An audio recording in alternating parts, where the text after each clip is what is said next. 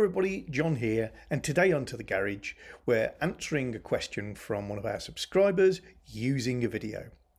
They say a picture paints 1,000 words. This is an example of it. I could never answer this question in text format, even though I know the answer. So there might be a few of these coming up. Tim Gosling wrote, "Hello John, thanks for your YouTube channel, very informative and interesting. I have a left-hand drive USA/Canada spec year 2000 XKR convertible. My Jaguar is my daily drive in the summer months. My winter car is a TD6 Vogue. I recently had a brake problem whilst driving home for the weekend for some 740 kilometres. I stopped halfway for a coffee. On restarting the car, I had a solid brake pedal and F1 style non-servo braking. The problem was that the tube to the servo had got heated and the vacuum had collapsed the pipe flat, so no more suction. As my car is a left-hand drive, I guess a right-hand drive, it's all on the other side. I also discovered that the CAT converter only has a heat shield on the other side from my tube. Maybe this was an oversight from Jaguar. I think it would be a good idea to fit a heat shield on both sides, hence protecting the weak link in the servo braking system. I also think it would be advantageous to carry a spare servo tube with ready-made fittings. I had no warning of brake fade or change in brake performance prior to the failure. Keep up the good work. Tim." On the softened and therefore collapsed servo vacuum pipe, I can only offer advice based on a very early right-hand drive car. But here you can see the servo. Here, oops, get enough light in. You can see the black plastic of the servo line vacuum hose. And when that emerges through a grommet, just there, to the other side,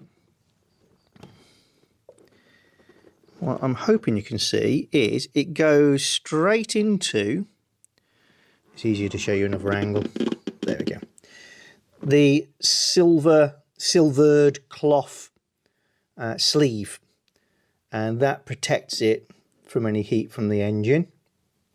There's also some silvered cloth there on another line going to the interior of the car, and that's been nibbled by some mice by the looks of it, so that's something for me to look at.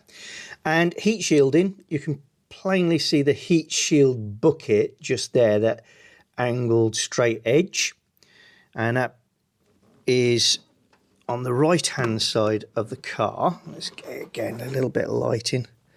There we go. So everything's tucked back behind it, preventing too much heat getting to things that it shouldn't. But you can see the top of the catalytic converter down there. So straight up above it, no, there's no heat shielding. However, everything closer to us than that aluminium edge is well protected. Now on the other side,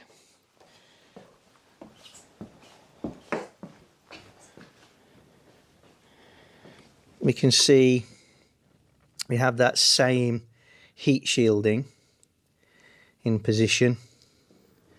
So there should be heat shielding on both sides, and there should be some silvered cloth sleeving over the vacuum hoses.